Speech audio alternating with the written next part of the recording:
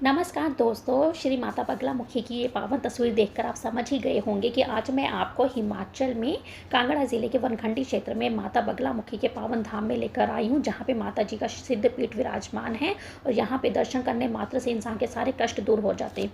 यहाँ की मान्यता इतनी ज़्यादा है कि माता बगलामुखी रोग नाशनी, शत्रु नाशनी और किसी भी चीज़ पे विजय पाने के लिए बहुत ही ज़्यादा प्रसिद्ध है। इनकी पूजा करने के लिए यहाँ पे बड़े बड़े सेलिब्रिटी जैसे शिल्पा शेट्टी भी आई थी, कपिल शर्मा यहाँ पे आए हुए हैं, इसके अलावा गोविंदा है, कोई भी पॉलिटिशियन है, बहुत बड़े लोग ऐसे हैं। जमी गौतम भी यहाँ पे आई हुई, उन्होंने अब यहाँ पे हवन करवाया था। अपने ज़माने में इंदिरा गांधी और प्रणब मुखर्जी जैसे पॉलिटिशियंस भी यहाँ पर आते हैं, क्योंकि माता बगलामुखी की इतनी मान्यता है कि अगर कि आपको किसी की शत्रु परेशान कर रहे हैं, आपको किसी चीज़ में विजय हासिल करनी है या आपने रोग बीमारियों ने आपको घेरा हुआ है, तो उन सब की काट माता बगलामुखी के मंदिर में आके हवन करने से दूर हो जाती है। तो इतना सिद्ध पीठ है यहाँ पे कि यहाँ तक कि बड़े बड़े सेलिब्रिटी और पॉलिटिशियंस भी यहाँ तक आते हैं। सबसे पहले मैं आपको बता देती हूँ कि वहाँ पर कैसे पहुँचा जाए। हम गुड़गांव से हमने अपना सफ़र शुरू किया हुआ था। अगर गुड़गांव से आप अपना सफ़र शुरू करते हैं तो गुड़गांव से दिल्ली, दिल्ली से पानीपत, फिर करनाल, कुरुक्षेत्र, फिर अम्बाला पहुँचकर कुराली के रास्ते पे रूपनगर कवर करते हुए अनंतपुर साहिब हमने कवर किया। उसके बाद हम नंगल पहुँचे। नंगल से फिर हमने ऊना, हिमाचल प्रदेश, कांगड़ा में पहुँचे और उसके वनखंडी क्षेत्र में माता बगलामुखी जी का पावन धाम है। ये देखिए, रास्ते में हमें भाखड़ा नंगल डैम क्रॉस करने का मौका मिला था और यहाँ पे बहुत ही सुंदर एनवायरनमेंट था। आप देख रहे हो कितना बिल्कुल ही नीले रंग का पानी बहता हुआ जा रहा है। नो डाउट थोड़ा सा भीड़ लगी हुई थी क्योंकि समर वेकेशन शुरू हो चुके हुए हैं। हमने एक हफ़्ता पहले ही ये ट्रिप किया था, तो यहाँ पर पहुँचने में हमें अभी भी काफ़ी भीड़ दिखाई दी। यहाँ पे हम कांगड़ा ज़िले के वनखंडी क्षेत्र में पहुंच चुके हैं। हमें यहाँ पे तकरीबन 10 घंटे लगे हैं पहुंचने के लिए। अगर आप एस्टिमेट लगाएं, गुड़गांव से हिमाचल में कांगड़ा ज़िले में पहुंचने के लिए हमें थोड़ा बहुत ट्रैफिक मिला है, उसके बावजूद भी हमें पूरे 10 घंटे लगे हैं। हम सुबह 6 बजे शुरू किया था, तो हम शाम को 4 बजे तक यहाँ पे पहुँच गए हैं। ये हमने उस क्षेत्र में प्रवेश कर लिया हुआ है।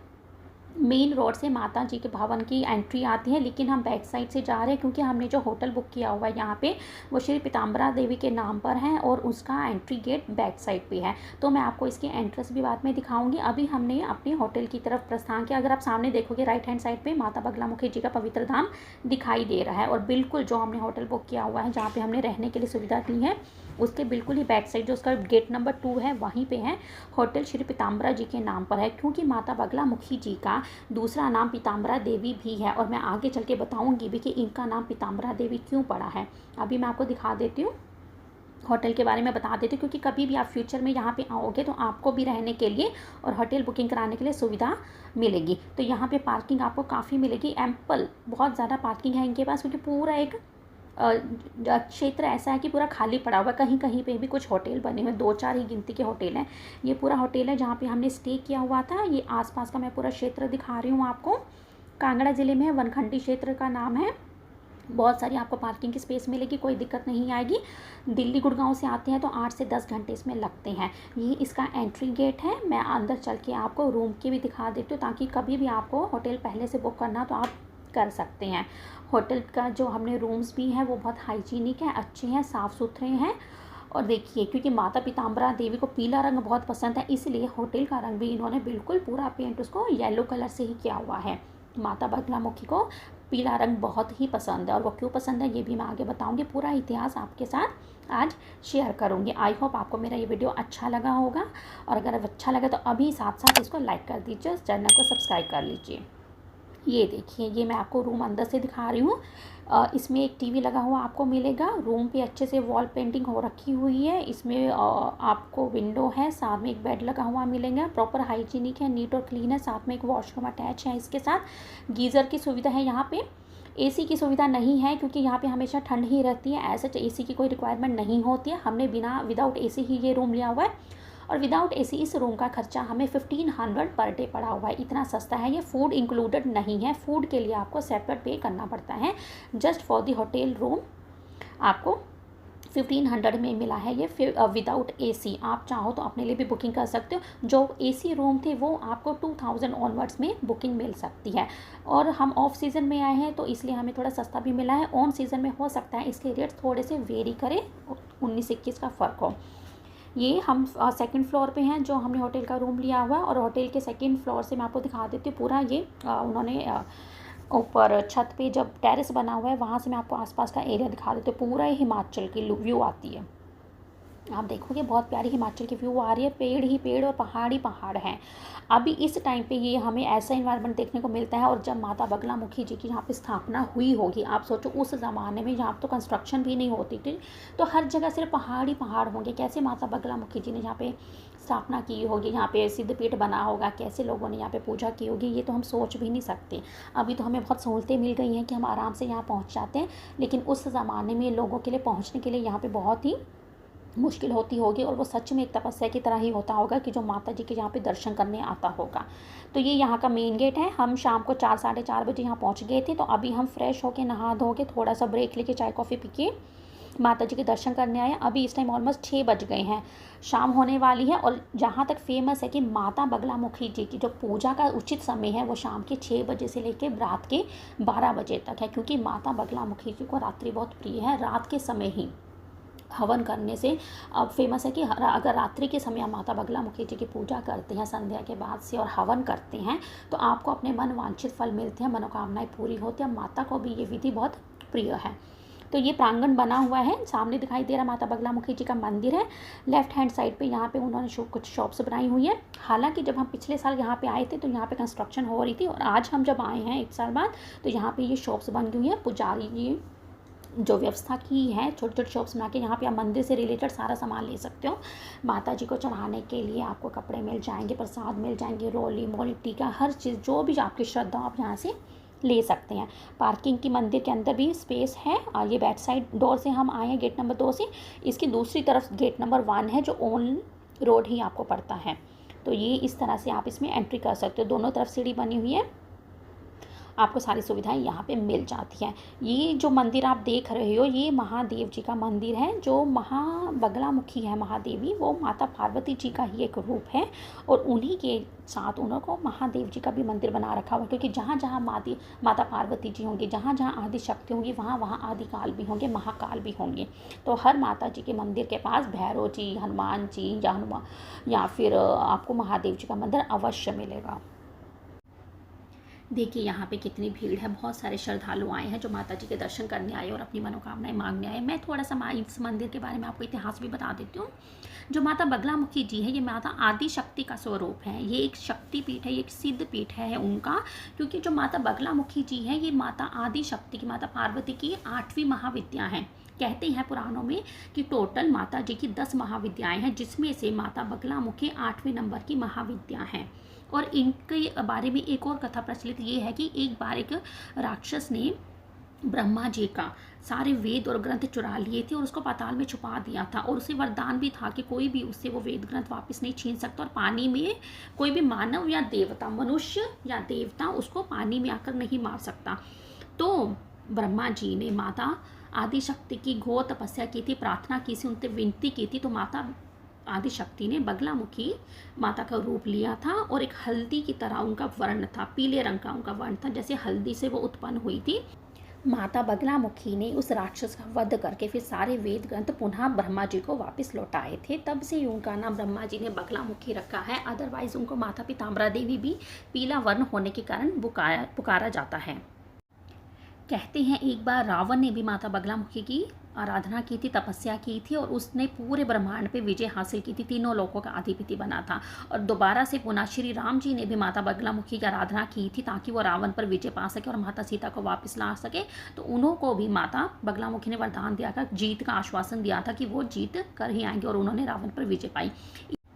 साथ साथ मैं आपको प्रांगण भी दिखा रही हूँ। ये बहुत सारी शॉप्स बनी हुई हैं, श्री जी आर्टिकल्स है। यहाँ पर आपको माता जी की बहुत सारी मूर्तियाँ मिल जाएंगी और अन्य देवी देवताओं की भी मूर्तियाँ हैं। यहाँ पर वस्त्र है, यहाँ पर उनके पूजा से रिलेटेड सारा सामान मिल जाएगा। ये लेफ्ट हैंड कॉर्नर पे ही आपको एक माता जी की बड़ी मूर्ति दिखाई देगी, जिसमें वो राक्षस का वध करते हुए दिखाई गई है। ये बहुत ही प्रचलित तस्वीर है जो आपको हर जगह पे आपको देखने को मिलेगी। साथ में अब यहाँ पे बगलामुखी के मंदिर के पास ही एक कैफ़े शॉप खुल गया हुआ है, जहाँ पे आप आ सकते हैं, चाय कॉफ़ी भी पी सकते हैं। अच्छा, यहाँ पे स्नैक्स भी आपको मिल जाते हैं। ये नीचे महादेव जी का मंदिर है जो मैंने आपको दिखाया था, क्योंकि जहाँ पे माता जी का मंदिर होगा वहाँ पे महादेव के मंदिर आपको दिखेंगे। आप माता बगलामुखी की आराधना करने के बाद माता देव के दर्शन करने से बहुत अच्छे फल मिलते हैं।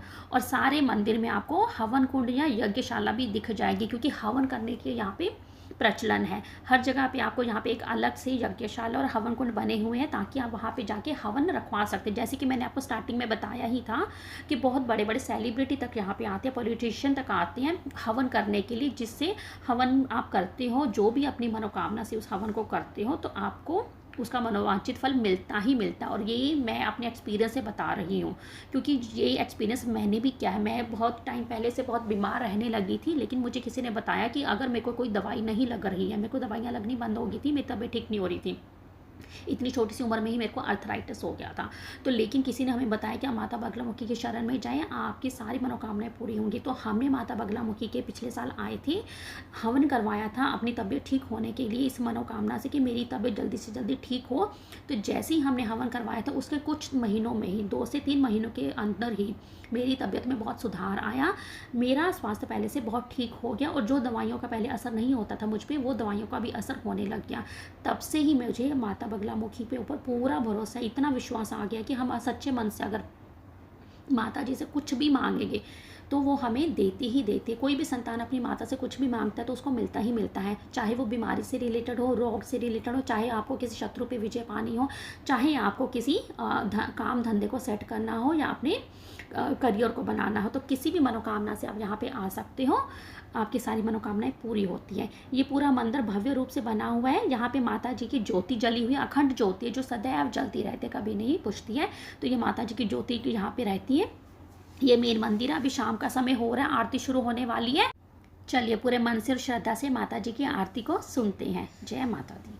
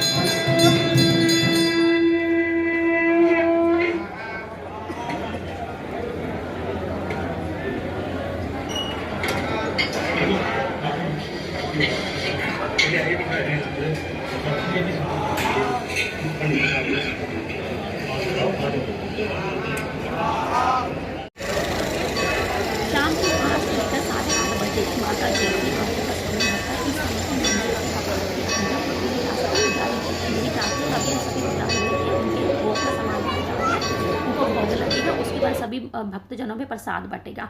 8 से 8:30 जितनी देर तक मंदिर में आरती चल रही है, सभी श्रद्धालु बाहर ही प्रतीक्षा करते हैं, और उसके बाद मंदिर के कपाट खोले जाते हैं और सभी श्रद्धालु अंदर जाके माता जी के दर्शन करते हैं। हम भी अभी माता जी के दर्शन करने जा रहे हैं अंदर। आपसे पुनः मिलेंगे। आई होप आपको मेरा आज का वीडियो अच्छा लगा होगा। अगर आपको मेरा आज का वीडियो अच्छा लगा है तो एक फटाफट इसे लाइक कर दीजिए और मेरे चैनल को सब्सक्राइब कर लीजिए, क्योंकि आगे फ्यूचर में मैं ऐसे बहुत सारे वीडियोज़ आपके लिए लेकर आऊँगी, और माता की कृपा की प्रतीक्षा करेंगे कि आपके ऊपर भी उनकी माता की कृपा बनी रहे, मेरे ऊपर भी बनी रहे, आप सबका भी भला हो। चलिए आज के लिए इतना ही। अगले वीडियो में आपसे मिलूंगी बहुत जल्द। Bye bye.